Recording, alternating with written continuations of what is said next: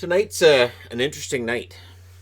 Very interesting night in hockey. So the Dallas Stars, the Vegas Golden Knights are playing tonight, and of course, Vegas is technically the home team, so they'll be wearing their home jerseys and they'll get last change.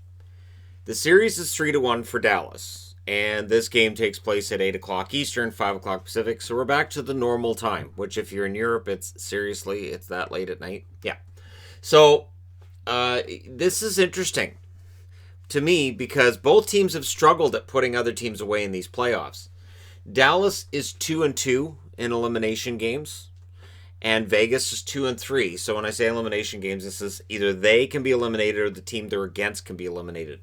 Both teams have struggled in elimination games. And you can credit it to Thatcher Demko on one end. You can credit it to Nathan MacKinnon on the other. But the reality is both teams have either a 500 record in Dallas's case or one game below 500 in Vegas's case. And so we'll see. If this game is tied going into the third, I think that's where you grab your popcorn and go, this could be a lot of fun. Now, the storyline is simple. Dallas has been able to find the goals that Vegas has not. Dallas has been more advantageous with the puck than has Vegas. And honestly, tonight it's about Vegas trying to find that scoring touch again. And if they're not able to, then this could very well be their last night playing hockey for a while. And that should be a motivator as well. I do not anticipate Dallas necessarily finishing them off in 5. I don't. So the whole idea of, he does this video on Vegas, that's such a jinx. No, I thought it was video worthy that Vegas has 8 goals in 7 games involving a goaltender and 10 goals if you include empty netters. And now tonight they're trying to break that mold of being a 1 goal a game team, and they're trying to score some goals, which of course means the important question is, so who's starting in net? Yeah, okay. All right. Okie dokie. So yeah, we'll see if Dallas can finish this one off in its first try. They did that against Calgary, but against Colorado, they had trouble. They lost twice before they won that 4th game. And of course, for Vegas, they were not able to put away Chicago their first try. They weren't able to put away Vancouver their first or second try. And that's going to be a storyline with Vegas. If they lose this game tonight, we'll have some questions about whether or not this team is built to win that 7th game. If this team is built to win a championship, or if they're a really, really good team that just doesn't quite have what they need to get them over the top. And that'll be a question for another time that may be put off if Vegas wins tonight. I think they have the manpower to do it. I do, but they're going to need at least a goal from Pacioretty. Pacioretty's got to break out of that slump. He's at least got to get a goal tonight. All right, and we'll see who wins. So let me know in the comment section below your winner. Lou Lamoriello won the GM of the Year award. This, of course, happened not yesterday, but the day before, and there just wasn't really a time to do like a Lamoriello video, which needs to be done. I need to do a Lamoriello video. I'm aware of that. So Lou Lamoriello, GM of the Year, and immediately, well, not immediately, but Steve Simmons, of course, has to tweet out that 17 GMs have been given a vote over the last 2 years for GM of the Year, and Kyle Dubas hasn't had one. Okay, and he's with 13 other general managers that haven't had one. And then I had to look at the list. I'm like, oh, Mike Gillis is on here. Oh, Dan Maloney's on here. It's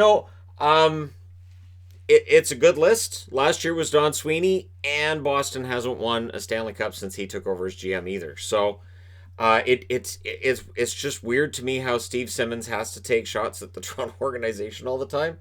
Like, I'm hard on Vancouver. I don't take a bunch of shots at Vancouver. So it's odd to me how he has to spin that. And I understand Lou Lamoriello was GM of the Leafs. They didn't win a cup with Lamoriello at the helm either. So, all right.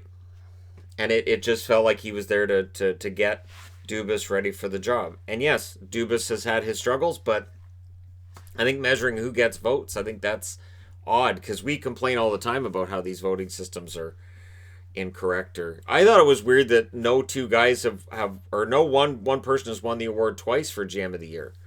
So it's like, okay, so you did a good job, and the next year it goes to somebody else. It's just bizarre to me.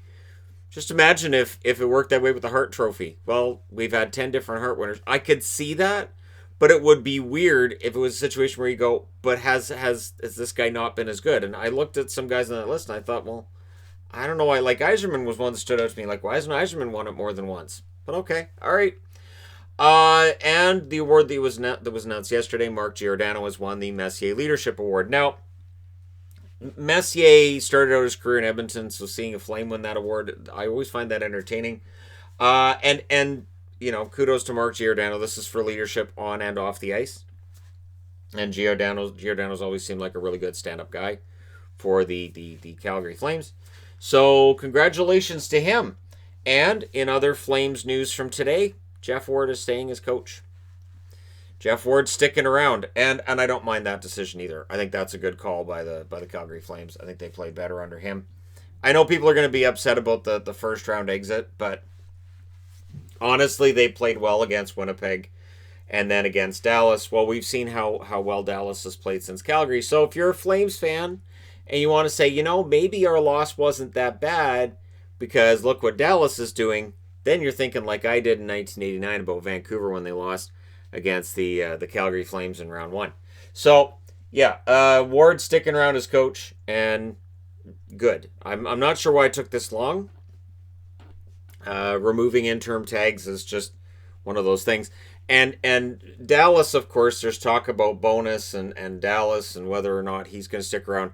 From all indications, it's been that the Dallas Stars are all in on the idea of him being their coach, but that he's not been too certain about whether or not he wants to necessarily be the coach of the Dallas Stars. So they're like, yeah, we want to remove the interim tag and make him full-time coach.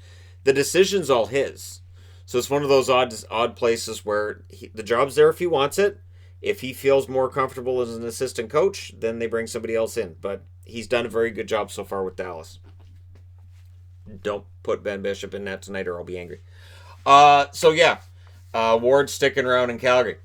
St. Louis news. Alex Pietrangelo, he wants a long-term extension. He's kind of disappointed at the lack of movement here, the lack of offers, and it's hinting that maybe less than a month from now, his time as a Blue is coming to an end. I'm going to say this. Pietrangelo to me is a very good defenseman, but I understand where St. Louis is coming from too. You can't make a move based on, and it wouldn't just be on sentiment, because Pietrangelo is still an excellent defenseman, but you can't make a move here where you say, all right, we're going to keep him at all costs. And it's just going to happen. And then you spend money on him now with a long-term extension.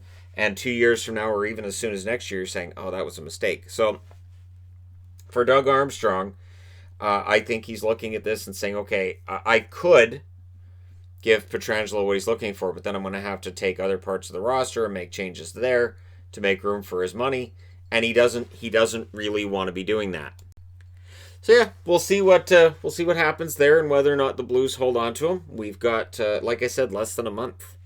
It is November 9th when we'll see that happen, and I honestly hope Pietrangelo does stay in St. Louis. But if he goes free agent, there could be a bidding war. Keep in mind, teams no longer have, so what they had before this year was they had the rights to talk to a player within, I think it was, 5 days before they became an unrestricted free agent. They could work out deals and whatnot. That's gone.